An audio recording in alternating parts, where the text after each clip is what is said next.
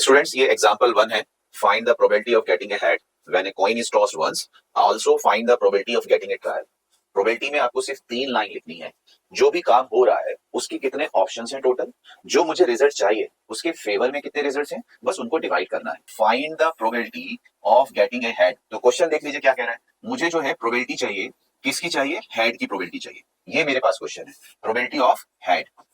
मैं उम्मीद कर रहा हूं फॉर्मूला मालूम है। प्रोबेबिलिटी ऑफ हेड का मतलब क्या होगा? फेवरेबल आउटकम्स कितने हैं हेड के फेवर में, हेड के फेवर में, और जो मैं काम कर रहा हूं उसके टोटल पॉसिबल आउटकम्स कितने हैं, बस ये। तो ये मेरा आंसर है। तो मुझे क्या चाहिए? मुझे प्रोबेबिलिटी ऑफ हेड चाहिए। ओके, व्हेन हो क्या रहा है ये क्वेश्चन ध्यान रखना है। When a coin is tossed once, तो ये मेरा एक्सपेरिमेंट है, ये मेरा काम हो रहा है। आपको देखना है कि जब ये मैं कर रहा हूं तो इसमें टोटल रिजल्ट्स कितने आएंगे, बस मेन पार्ट यही है। तो सॉल्यूशन मेरे बच्चे यहीं से स्टार्ट होगा। क्या कर रहे हो आप कर रहे हो वन कॉइन इज टॉस्ड। एक एक वर्ड की अपनी वैल्यू है मेरे बच्चे, एक एक वर्ड की है, उसको समझना है। और मैं हमेशा ये कहता हूं क्वेश्चन सॉल्यूशन को नहीं समझना है, क्वेश्चन को समझना है। आपने क्वेश्चन समझना शुरू कर दिया, सारे कंपटीशन सारे एग्जाम्स आपके इजी हो जाएंगे।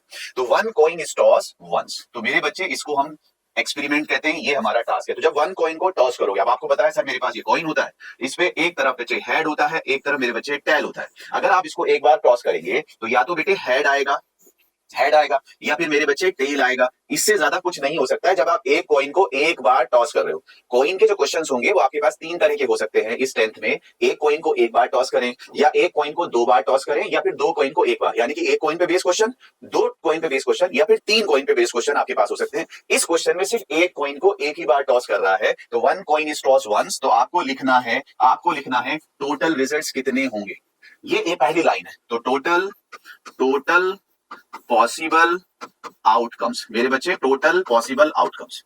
जब आप एक कॉइन को एक बार उछाल रहे हो तो टोटल रिजल्ट्स कितने हैं आप मेंशन कर सकते हो, हेड या टेल, लेकिन मुझे नंबर्स में चाहिए सिर्फ 2। पहला काम तो ये है कि जो भी आप कर रहे हो उसके टोटल रिजल्ट्स कितने होंगे, जो भी आपका क्वेश्चन है उसमें टोटल रिजल्ट्स कितने होंगे। सारे क्वेश्चन में, सारी एक्सरसाइज में आपको यही ध्यान रखना है कि जो भी कुछ हो रहा है उसके टोटल रिजल्ट्स कितने। पहला काम हो गया। अब मुझे चाहिए क्या? Find the probability of getting head. मुझे हेड चाहिए, तो हेड के फेवर में रिजल्ट्स कितने हैं। दूसरी लाइन ये लिखनी है, पहली लाइन बेटे ये लिखनी है, दूसरी लाइन लिखनी है फेवरेबल आउटकम्स। ठीक है सर, फॉर हेड के फेवर में कितने रिजल्ट्स हैं बच्चे। अगर रिजल्ट्स ही 2 हैं, हेड या टेल, मुझे हेड चाहिए तो ये वाला मेरे फेवर में है, तो out of 2 only 1 is in my favour, only 1 is in my favour. तो दूसरी लाइन क्या लिखनी है? फेवरेबल। तीसरी तो बस फॉर्मूला है, probability of head is equals to favourable upon total. तो बच्चे क्या हो गया? Probability of head in this question is favourable upon total. तो कितना आंसर आ गया? 1/2। ये बेटे आंसर है।